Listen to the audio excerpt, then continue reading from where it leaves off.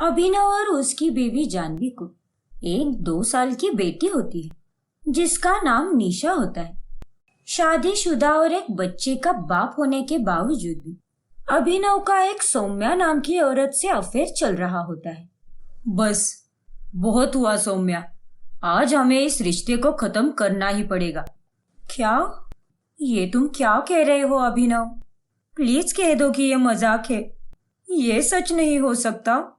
नहीं सौम्या, हम दोनों के बीच जो भी था वो हमेशा से गलत ही था, क्योंकि मैं एक शादीशुदा इंसान हूँ और अब मेरी 2 साल की बेटी भी है जो अब बड़ी हो रही है, और अब मैं अपना सारा वक्त मेरी बेटी के साथ बिताना चाहता हूँ।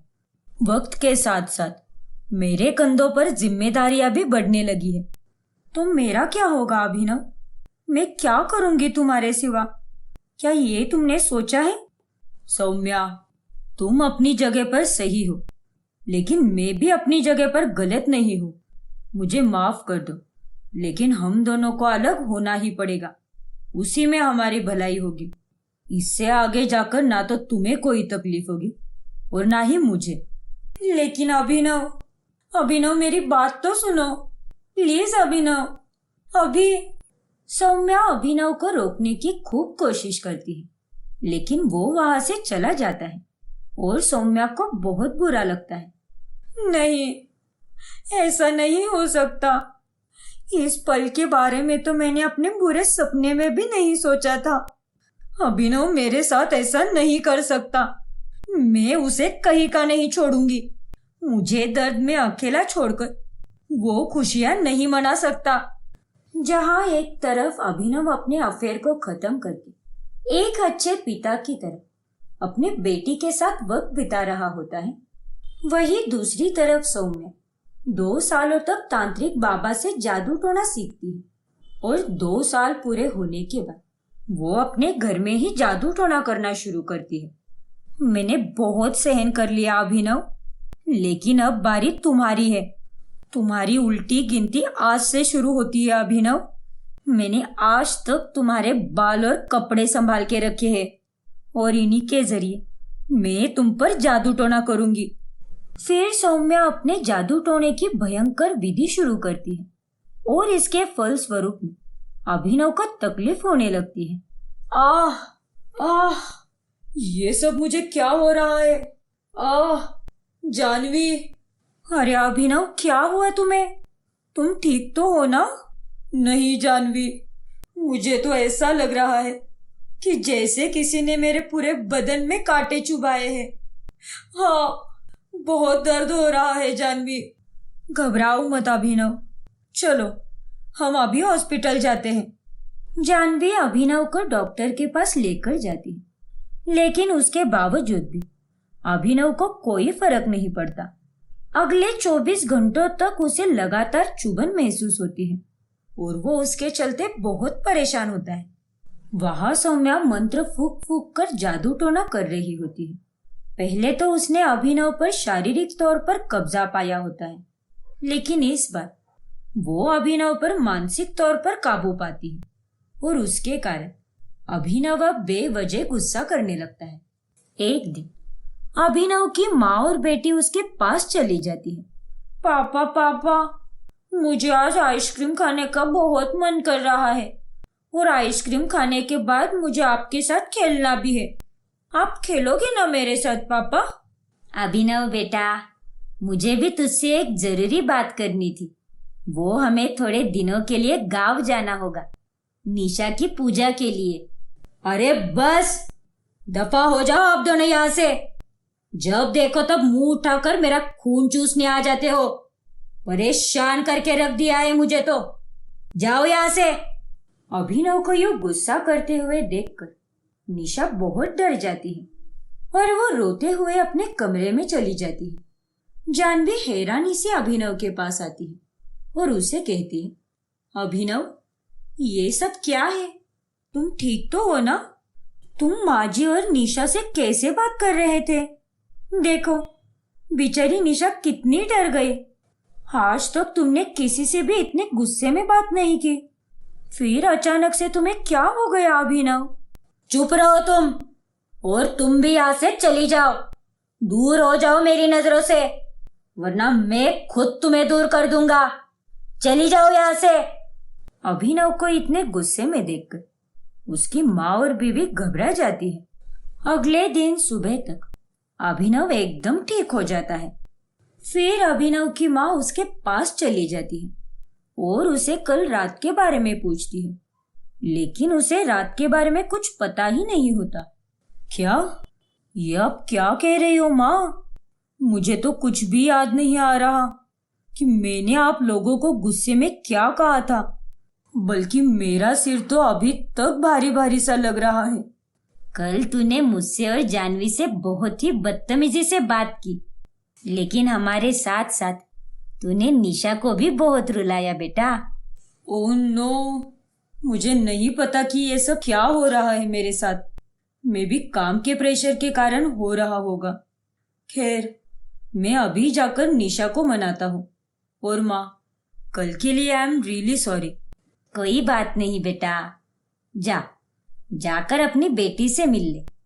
अभिनव जैसे तैसे करके निशा को मना लेता है, लेकिन रात में सौम्या अपना अंतिम दांव चलाती है। वो अभिनव को इस कदर वश में करती है कि अभिनव खुद नींद में से उठकर किचन में चला जाता है और वहां से नुकीला चाकू उठाकर वो खुद की जान लेने ही वाला होता है कि तभी वहां पर जानवी आ जाती है और वो उसे रोक लेती है। अभिनव, ये तुम क्या करने जा रहे थे अभिनव? तुम्हें जरा सा भी अंदाजा है कि तुम अभी अभी अपनी जान लेने वाले थे? क्यों अभिनव, तुम्हें हो क्या गया है? आजकल तुम ऐसी अजीब अजीब हरकतें क्यों कर रहे हो? मुझे खुद कुछ नहीं पता जानवी कि आखिर मैं यहाँ किचन में क्या कर रहा हूँ। मैं नींद में से रसोई तक कैसे आया, मुझे वो तक याद नहीं है।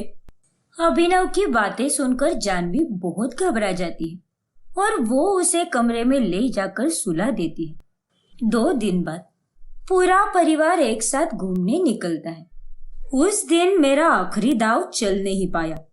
मेरे काले जादू के वश में आकर अभिनव खुदकुशी करने ही वाला था, लेकिन उस चुड़ैल जानवी ने उसकी जान बचा ली। लेकिन आज नहीं, आज ऐसा बिल्कुल नहीं होगा।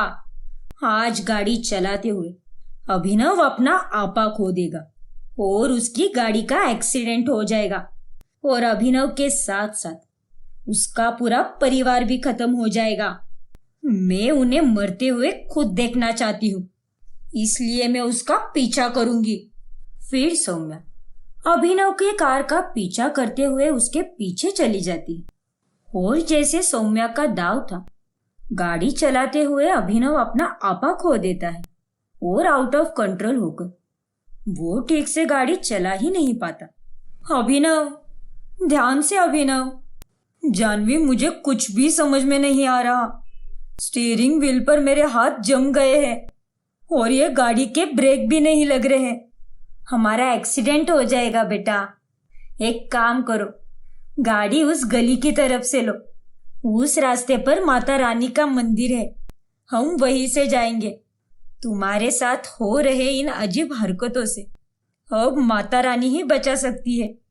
फिर अभिनव जैसे तैसे उस गाड़ी को उस रास्ते पर ले जाता है और माता रानी का मंदिर पास आते ही अभिनव ठीक होने लगता है और वो मंदिर में माथा टेकने चला जाता है। और जैसे ही अभिनव मंदिर में कदम रखता है, वहां गाड़ी चला रही सौम्या को तकलीफ होने लगती है और वो अपना आपा खोने लगती है। नहीं, ये सब दैवी शक्तियों के कारण हो रहा है।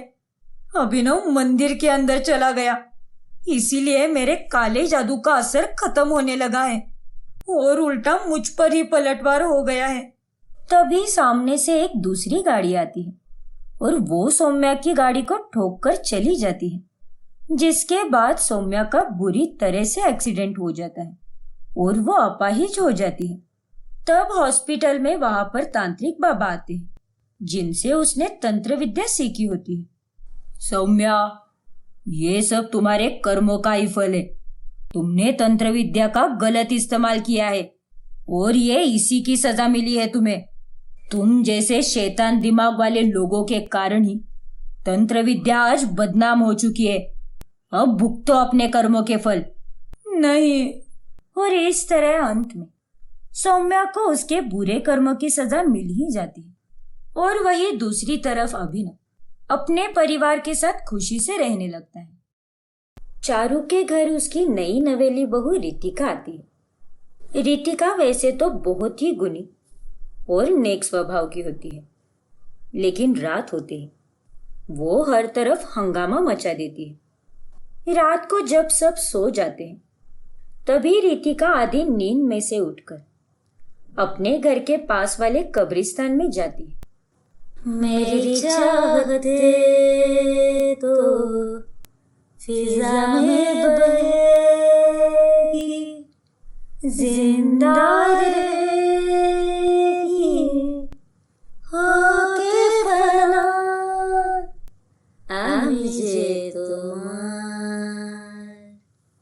शुद्ध तुझे तुम्हार, आमिजे तुम्हार। रात की नाइट ड्यूटी पर जाने वाले पड़ोसी श्रीकांत और सुमन रितिका को इस तरह कब्रिस्तान की ओर जाते देख पूरी तरह डर जाते हैं। ये क्या? ये तो रितिका है ना? लेकिन ये इस तरह यूं आधी रात में भूतनी की तरह कब्रिस्तान की ओर क्यों जा रही है? हो ना हो कुछ तो गड़बड़ है इस रितिका की बच्ची में। अगले दिन श्रीकांत और सुमन दोनों मियाँ बीवी रितिका के कब्रिस्तान जाने की बात को उसकी सास चारू और पति देव को बताते, लेकिन वो दोनों उनकी बात पर इतना ध्यान नहीं देते। दिन गुजरते जाते और अब धीरे धीरे रोजाना कोई ना कोई रितिका को रात में कब्रिस्तान की ओर जाते हुए देख लेता है और ये बात आकर उसकी सास और पति को बताते। देव बेटा, आज तो हम दूध का दूध और पानी का पानी तो करके ही रहेंगे। आज हम दोनों जाएंगे और देखेंगे कि क्या वाकई में रितिका बहू कब्रिस्तान में जाती है। हाँ माँ, आप बिल्कुल सही कह रही हो। देव और चारू दोनों माँ बेटे रात में जागते और तभी रितिका को कब्रिस्तान की ओर जाते हुए देख उन्हें भी काफी हैरानी होती है। देव बेटा, ये सब क्या हो रहा है? ये रितिका बहू तो वाकई में किसी चुड़ैल की तरह कब्रिस्तान की ओर जा रही है।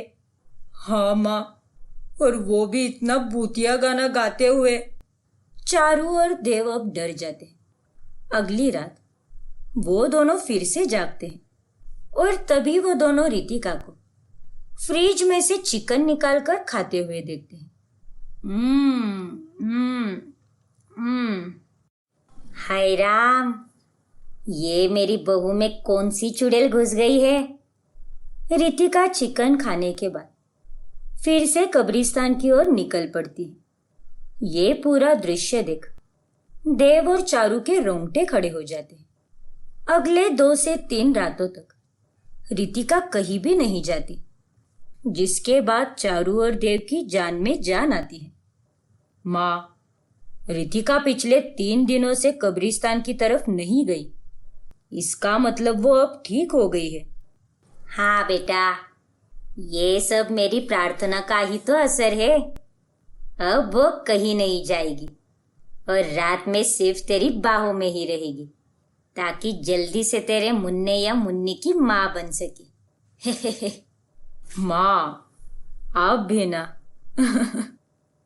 लेकिन उस रात जब चारू को प्यास लगती तब वो किचन से पानी लेने के लिए उठ जाती और जैसे ही वो बेड से उतरती है तब बेड के नीचे से रितिका उसके पैर खींच लेती है। नहीं, बचाओ। चारू की रूह पूरी तरह कांप जाती है। वो धड़ाम करके फर्श पर मुंह के बल गिर जाती है और उसका मुंह सूजकर टमाटर की तरह लाल हो जाता है। हाय हाय, सत्यानाश हो इस चुड़ैल का। ये तो मेरे बेड के नीचे पहुंच गई। सासू जी, तूने मेरी कदर न जानी। सासू जी, तूने मेरी कदर ना जाने। हाय मोरी मैया, भागो यहाँ से।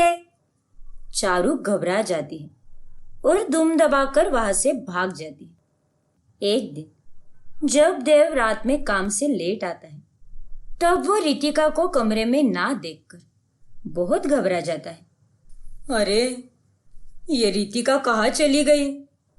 कहीं फिर से वो कब्रिस्तान में तो नहीं गई?